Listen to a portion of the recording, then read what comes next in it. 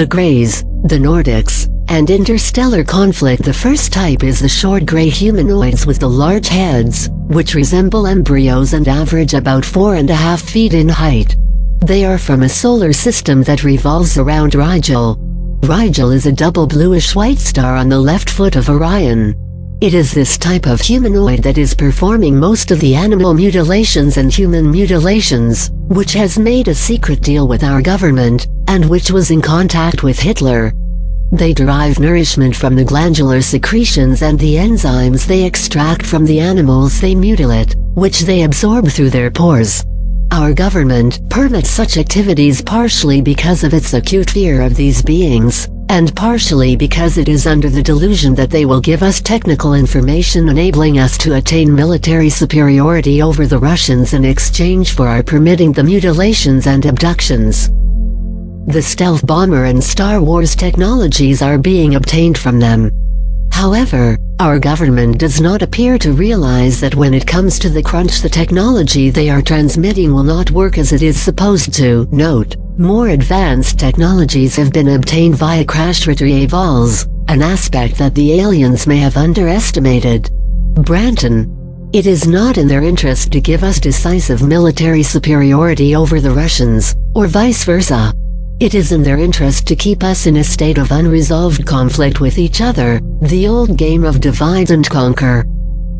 Working under the instructions of the humanoids from Rigel, CIA and former Nazi scientists have developed and deployed malignant strains of bacteria and viruses, including AIDS. The rationale from the fascist point of view is to exterminate portions of the population considered to be undesirable. The rationale from the Rigelian point of view is to decimate the human population to such an extent that the survivors would accept open control by the Rigelians. The humanoids that have been nicknamed Swedes are on the average between 6 and 6.5 feet tall. They are from a solar system that revolves around Procyon, a binary yellow-white and yellow star system that rises before Sirius and Canis Minoris, about 11.4 light-years from Earth. They are from the fourth planet in orbit around the Procyon double star system. The tall blonde humanoids from Procyon and the short gray humanoids from Rigel have been enemies for thousands of years. The tall blondes from Procyon have a benign attitude toward humanity, except for their strong disapproval of our inhumanity to each other. This strong disapproval is further intensified by our government having made a secret alliance with their hereditary enemies, in order to obtain even more destructive weapons systems than those already in existence. Our government is not interested in negotiating with the Procyonians, as they would not provide us with weapon systems. Their motivation for breeding with humans is to tune up the frequency of our species, in order to help us to help ourselves. Their concern is for the well-being of all forms of life, not just humanity. The entire biosphere will benefit if we fulfill our positive potential, instead of self-destructing our planet's biosphere in the process. It would be a mistake to count on them to clean up the mess we have made of our polluted planet, or to bring peace by dismantling our nuclear weapons.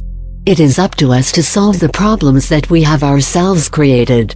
In order to extricate ourselves from the covert alliance the CIA and their Nazi SS predecessors, Branton had made with Rigel, without our knowledge or consent, we must first regain control of our government. Valerian then quotes the following words of one Procyon star traveler by the name of Kyla, who revealed the following to an unnamed Earth woman with whom he had established contact. Tyrants have been defeated many times on many planets, in countless solar systems and galaxies. How strange it is that as soon as one tyrant of any species is thought to be banished forever, another always, but always, takes his place. The idealistic revolutionaries who defeated King George III in America went on to oppress the Indians and blacks.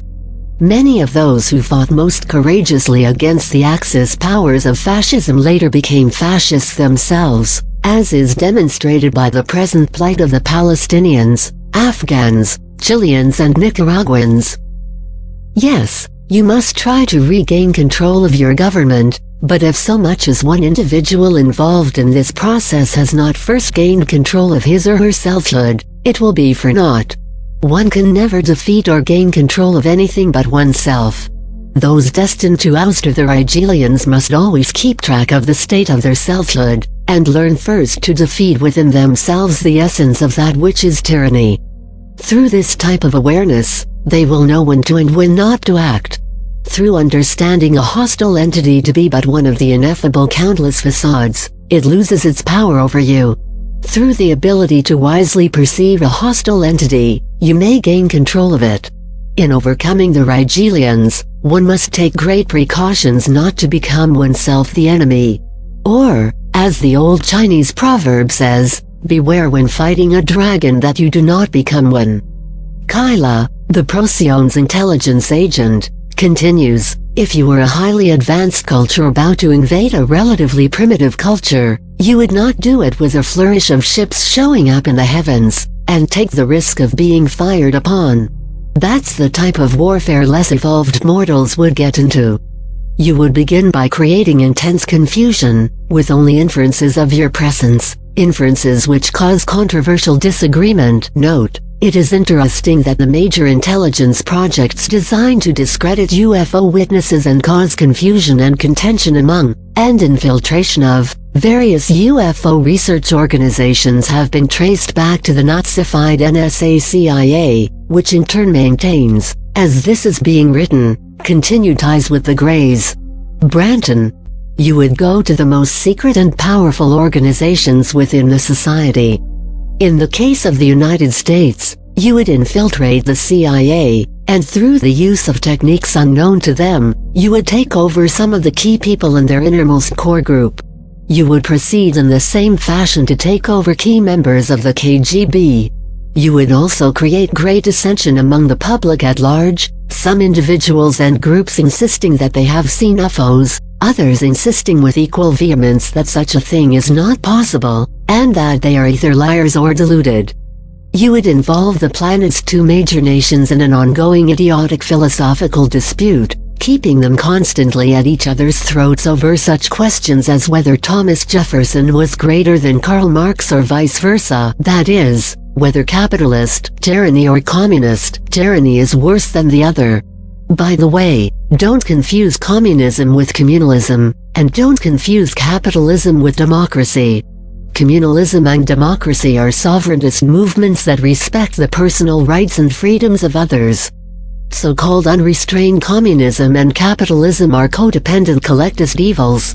Capitalist tyranny created communist tyranny, and communist tyranny justifies its existence as a force to fight capitalist tyranny. Insane world we live in, is it not? Branton.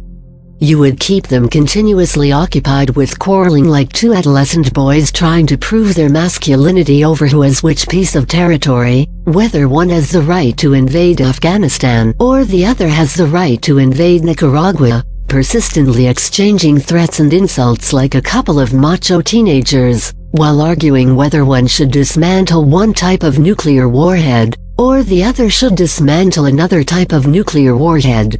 As you watched all this, you would sit back and you would laugh, if you had the capacity to laugh.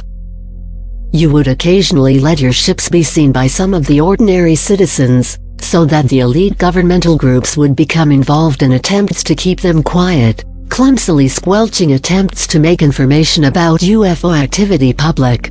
This would result in the mass population losing confidence in the veracity of their elected officials. There would be constant arguments between the authorities and the public as to whether or not the persistently reported phenomena genuinely existed, thereby setting the population and the government at each other's throats. You would have already set the two major superpowers at each other's throats. By subtly causing economic turmoil, you would set the haves and the have-nots at each other's throats. In all possible ways, you would plant the seeds of massive discontent. After you had manipulated the population to the point where your covert control over it was complete, you might decide to go overt, and let a few ships land in public. But you would not go from covert to overt until you were sure of the totality of your control. Those who have experienced UFO sightings or ET close encounters will constantly be at odds with the government, which will continue to retaliate by stigmatizing them as liars or deluded. The impoverished will become even more impoverished, and more filled to overflowing with explosively righteous anger. The wealthy will cling even more greedily to the wealth that they already have, creating a social atmosphere of sheer desperation and complete confusion. To add to that, there will be series after series of natural disasters, some genuinely natural, some human-induced through aberrant scientific activities such as underground nuclear testing, others deliberately induced by the Greys through the scalar type Branton technology they are in possession of. When approximately 3/4 of the planet's population has been eliminated in this fashion, the Greys can then make an overt appearance as saviors from the skies, distributing food and medicine to the survivors. As the survivors line up to receive their quotas of food and medicine, implants will be inserted, supposedly to aid in further food distribution, actually to guarantee complete Grey control with no possibility of rebellion.